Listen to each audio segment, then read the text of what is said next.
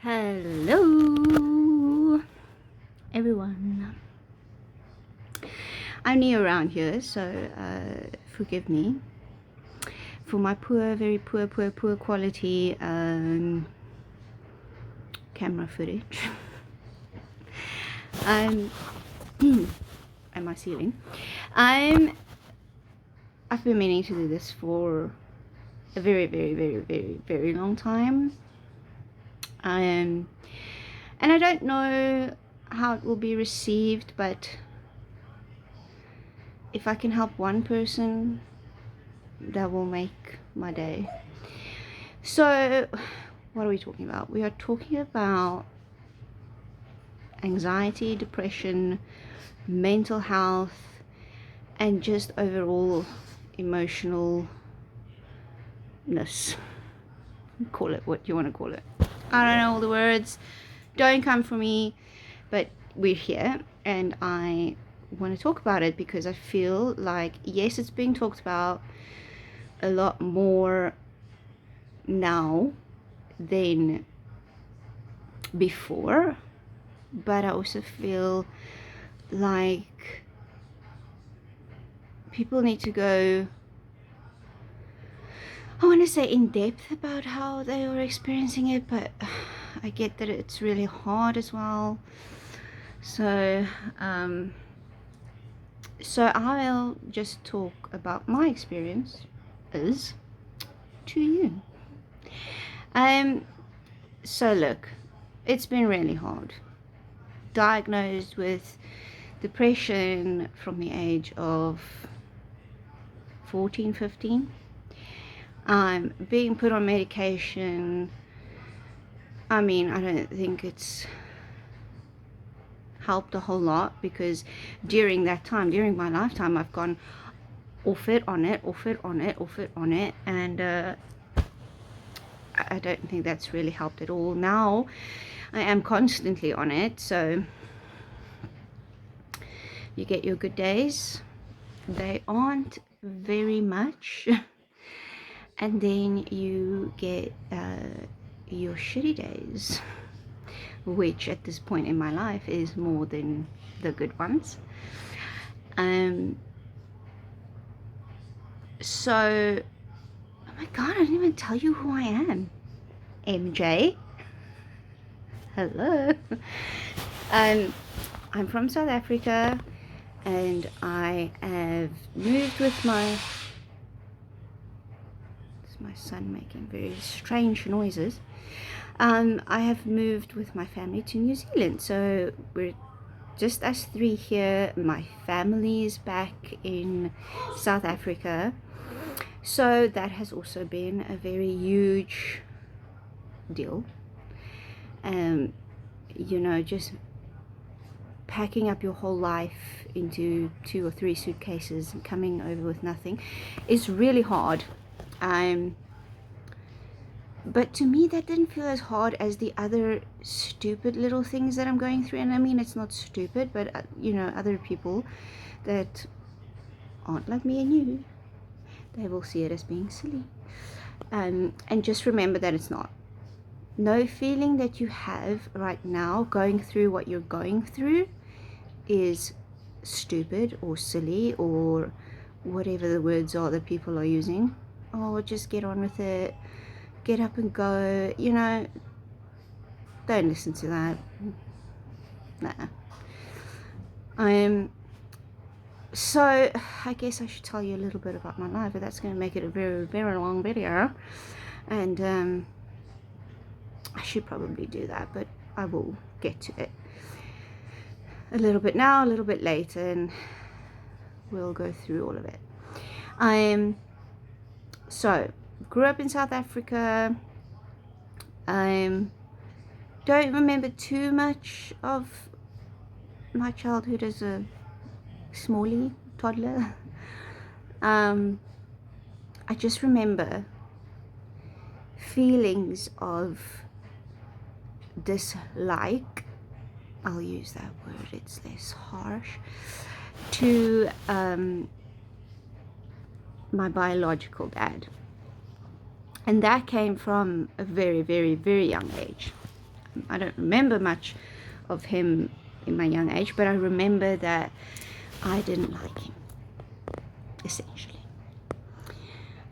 Growing up was okay. I think it's all I knew really, so for me it was like okay. But I do remember growing up that the dislike for my biological dad grew stronger and stronger and stronger, and I just couldn't stand him. Even now, talking about it makes me feel like I want to gag. I cannot stand this man.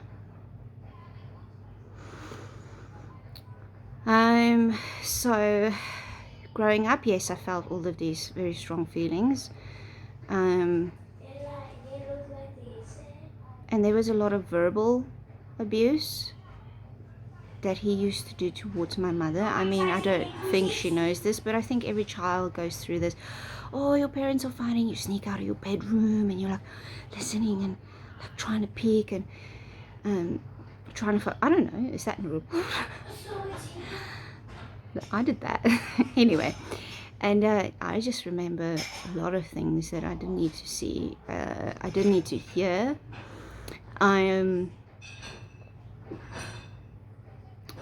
It was really hard hearing and seeing the things I did at that very young age, and I can't tell you what age this was because I don't remember, but I know I was young.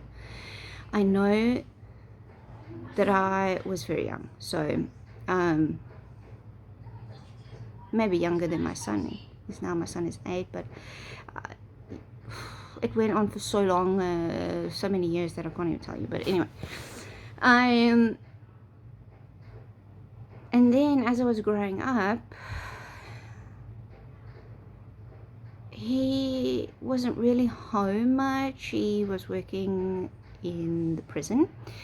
And my mom was a stay-at-home mom for a very long time. And then when I started going to my Christian school, she essentially then became a teacher when I went to high school. So, and I just remember one day I was going to sleep over at one of my friends' houses. And they lived about 10 to 15 minutes away from the town that we were living in. And I don't know why this weekend felt weird. It just did. Maybe it was my gut feeling. But then again, my gut feeling, let's just go rewind. It was weird. It was feeling something was coming for a long time. So keep that in mind. Then you'll know. Then you'll,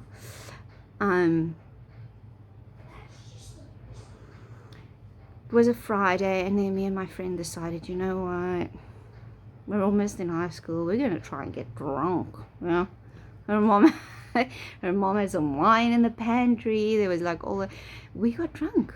We were like 14. Getting smashed. It was my first time. I ended up sleeping in an empty pool, found my shoes on a trampoline, you know, it's having the time of our life. So my mom came to get me the next morning. I was hung over as shit, but obviously trying to hide it. I don't think that she said anything because of everything that was going on at home, but I think that she could probably smell me. So we go home.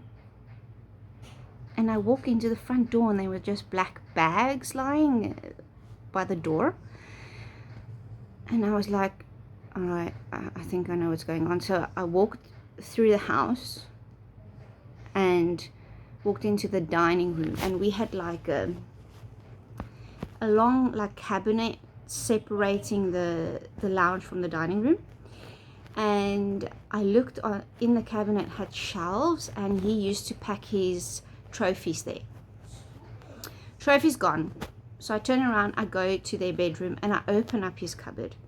Clothes gone. So everything was obviously in the black bag. Then she sat down and she told me, your dad has been cheating on me. Not once, not twice, but at this point 3 times. And I I lost it because I just knew it. I knew something. And from then it was just crazy. I had to grow up quickly, even before the age of 14, because I was the only child, and with all of this going on in the house, I had to mature myself to, I don't know, that makes sense, but you know, to understand what was going on, essentially. So I remember him trying to hold me and tell me, oh, I'm so sorry, and I was like, that's disgusting, don't touch me, I don't want anything to do with you, I've never actually liked you or loved you, so just don't. And then I took him and I threw him out the house. My mom was a wreck, and I had to be her person, the person that stood up for her, because no one else did, because no one else knew. It's a long story, my fellow friends, but I want to tell it, and I'm not going to tell it all in one go because you'll fall asleep, but I want to tell my story so that everyone can understand that, you know, every trauma or every situation that brings you trauma, or whether it seems very small, these things, you carry them, and it becomes this really bad. It's bad. It's just, it's not good for especially your mental health. So I want everyone to, let's tell our stories, because essentially this is who we are, and we need to get it out there. So I have dinner in the oven, but what I'm going to do is I'll make a video every day, and I feel like we should do this for 50 days, or at least over the Christmas period. We should say, you can comment and say, what are you grateful for on that specific day, to make ourselves happier. Why not? We deserve it. So I know this video is like all over the place and it's like messy. I just need to also like get my brain in order. You'll understand me as I go along. But essentially I just want it to make people feel better and to talk about things that bother us. So it's very weird because I'm doing this over the phone. I don't know what the quality is like. Don't judge me. I'm trying. But I'll be back. And thank you for whoever's listening right now, because it really means a lot to me, and we should all stand together. So I'll see you later.